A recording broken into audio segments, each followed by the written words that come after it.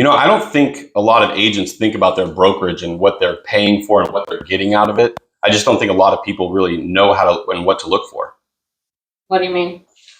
Well, I mean, take for example, like an agent that's especially newer agents, they want the name on the wall, right? They want to go to a large brokerage that has a name. And I mean, in my experience and the agents that I've talked to, I don't know of very many of them at all that have ever got a listing or worked with a buyer because they were with so and so broker, That's true. and a lot of people put so much stock in that, in the name.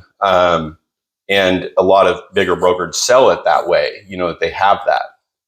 And I just don't know that people understand that that's not really one thing that helps you very much. I don't know if I could say this, but I would say that you also get a lot of other, what's the word I'm looking for? One-on-one. Yeah, for sure. You get, yeah, with your broker. One-on-one, and then I just feel like there's a lot of weight that goes on you when you're with bigger brokerages. That's what I was trying to say. Bigger brokerages because they put a lot of pressure on you to do things that you probably wouldn't otherwise want to be doing.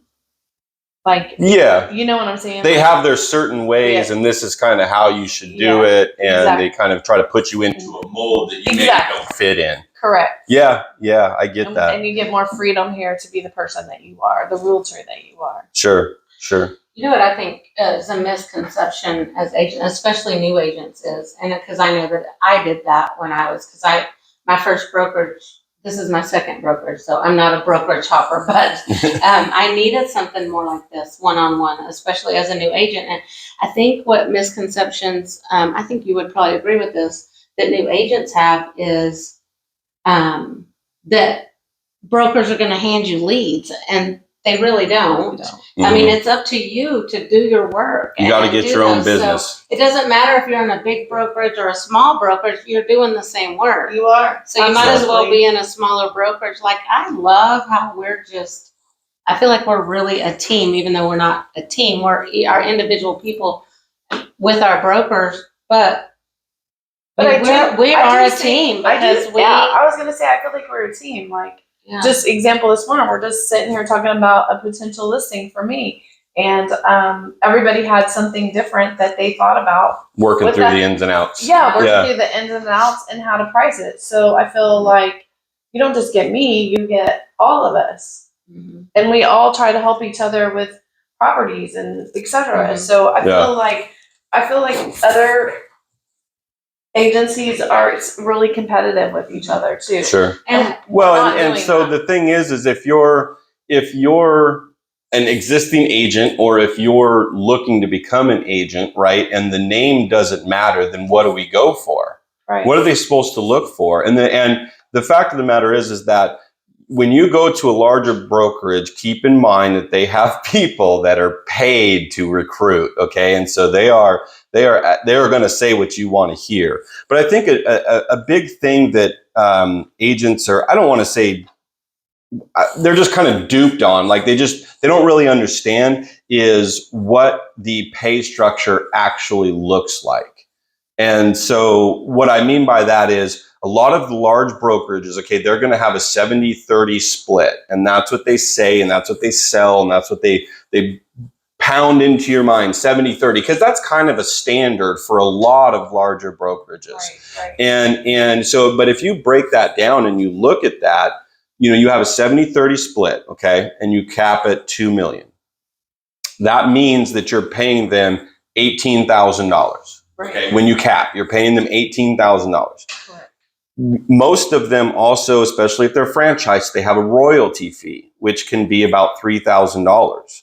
And so you have $21,000 right there. Now let's look also at, their office fees of $100 a month. Right. And so that's $1,200 a year right there.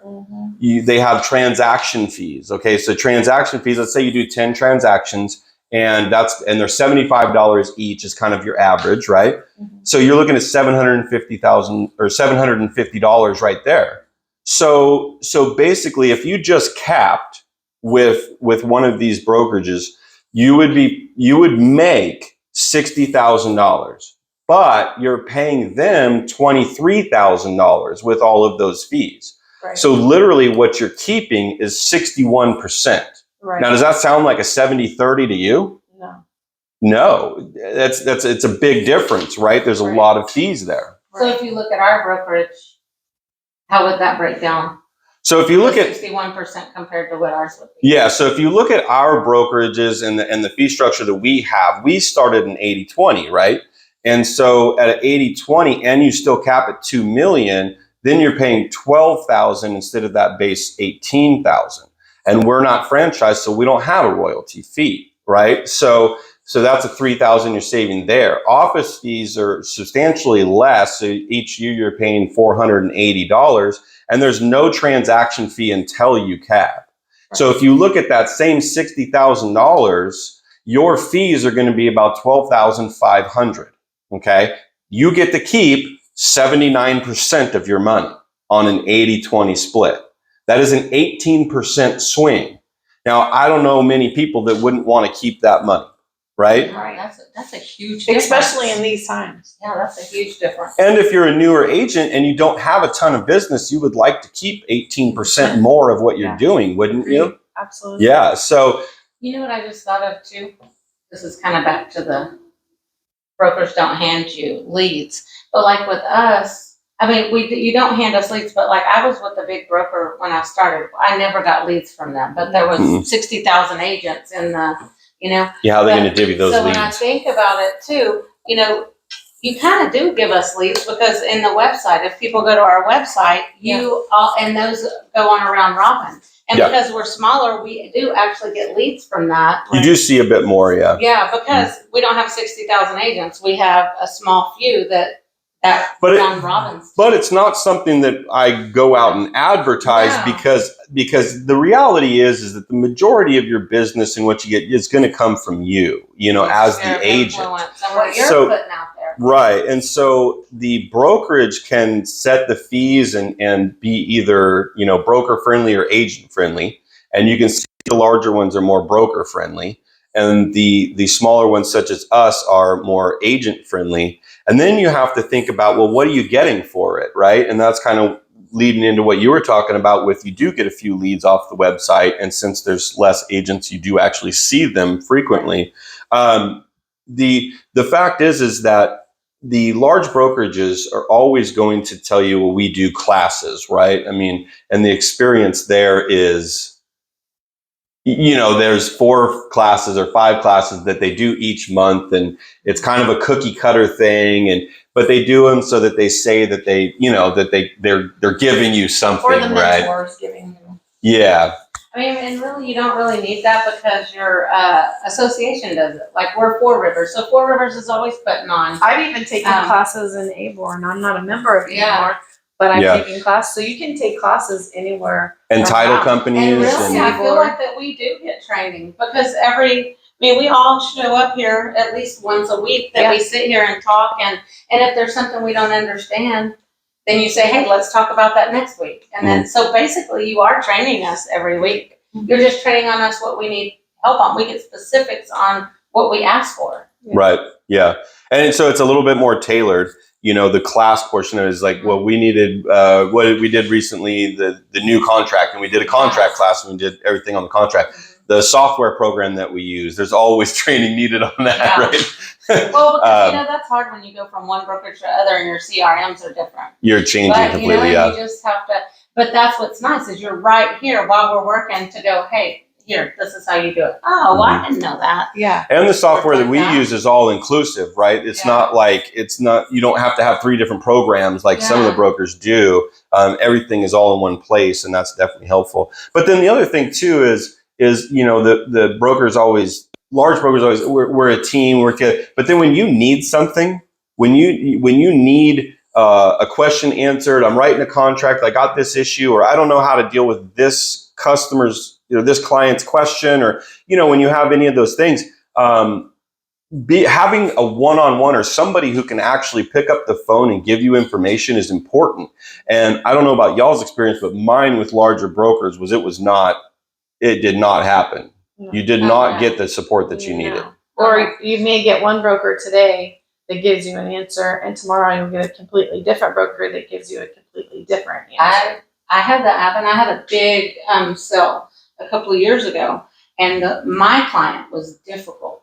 So I kept having to go on and ask the broker stuff. Well, maybe like 5 different questions. 5 different times I had to call, but I got different answers from, because I had a different broker. That's wild, answering it yeah. every time. So the same company, You know? different answers on how to do things. So at the end, That doesn't give you a whole lot of confidence, does No, it? it doesn't. And at the end, I was holding my breath, like, I hope I got the right answer, because let's hurry up and get this closed. Because if it wasn't the right answer, am I going to get in trouble? Right. You know. So basically, I never knew what the right answer was, and I was a new agent, and I didn't know the right answer because I had 5 different answers from 5 different brokers Exactly. that answered us. I had the same problem. Not fun. Yeah. So, I mean, in a nutshell, I would say if someone is an agent or looking to become an agent, those are some good points right there to just look at. What are you getting? What are you paying? Does the name actually matter? If